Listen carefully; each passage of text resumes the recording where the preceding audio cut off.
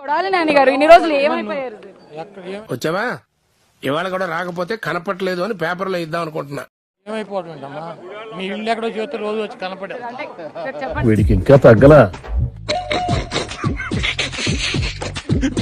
కాదమ్మా, రాధాకృష్ణకి, నీకు, బిఆర్ నాయుడు గారికి మీ పేర్లు యువత వచ్చి కనపడి వెళ్తారు రోజు. ఎన్నాళ్ళు నీకు వెర్రి వేపకాయ అంతే ఉందనుకున్నాను రా, గుమ్మడికాయ అంత డెవలప్ అయిపోయింది. అంతకుముందు చాలా యాక్టివ్ గా ఉండేవాళ్ళు, బాగా మాట్లాడేవాళ్ళు, కమెంట్ గవర్నమెంట్ నీకు వద్దన్నావు అమ్మా, నువ్వెక్కడ దొరికావే నాకు.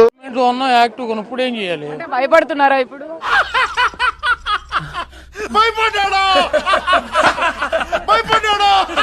దేనికి?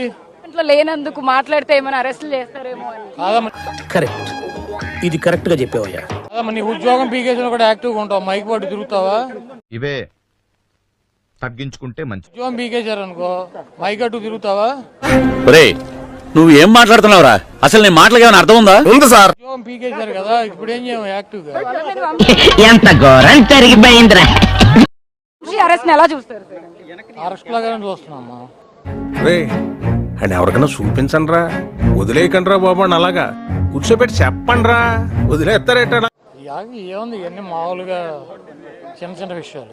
అది సన్నాసి. మిమ్మల్ని అరెస్ట్ చేయబోతున్నారు అని కూడా రెడ్ బుక్ లో నెక్స్ట్ మీ పేరే ఉందని కూడా వార్తలు వినిపిస్తున్నాయి. ఏంటి?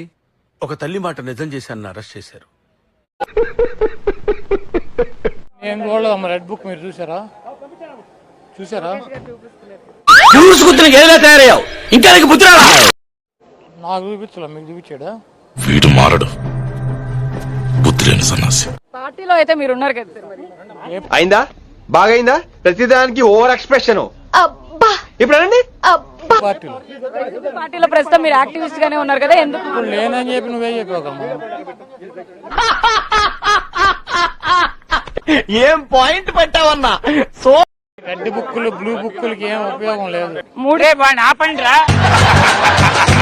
3 కేసులు మీ మీద ఫైల్ అయినాయని కూడా గుడివాడలో. 3 కాదు 30 చేసుకొని అమ్మాయి లాయర్లు ఎంతమంది ఉన్నారు? సచివర్ధన్ ఇచ్చినటువంటి స్టేట్మెంట్ ఫస్ట్ స్టేట్మెంట్ కి విలువ ఉంటుంది, రెండో స్టేట్మెంట్ కి విలువ ఉండదు. ఏంటి బాబు అన్న? 4 సంవత్సరాలు పోయినాక మళ్ళీ అతనే వచ్చి నన్ను చంద్రబాబు నాయుడు, లోకేష్, ఈ 4 పోలీస్ ఆఫీసర్లు పిలిచి బెదిరించి మళ్ళీ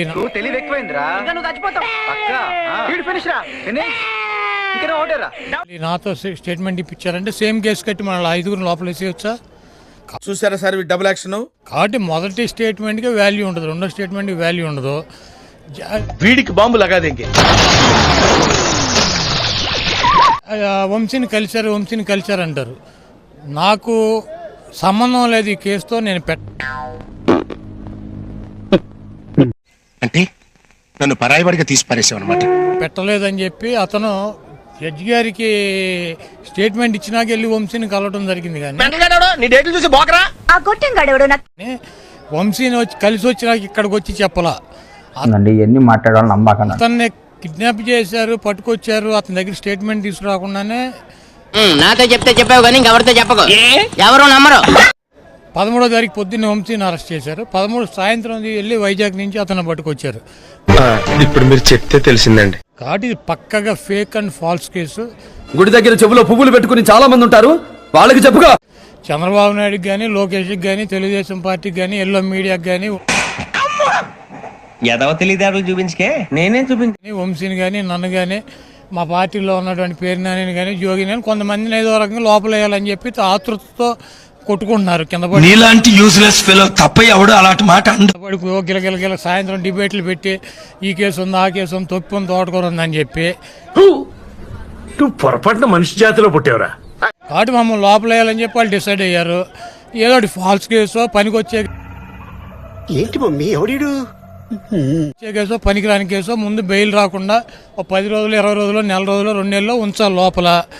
నాగరాజు ఆఖరిలో ఖాయం చేసుకో. చూడటం కాదండి, మీరు చెయ్యాలంతే.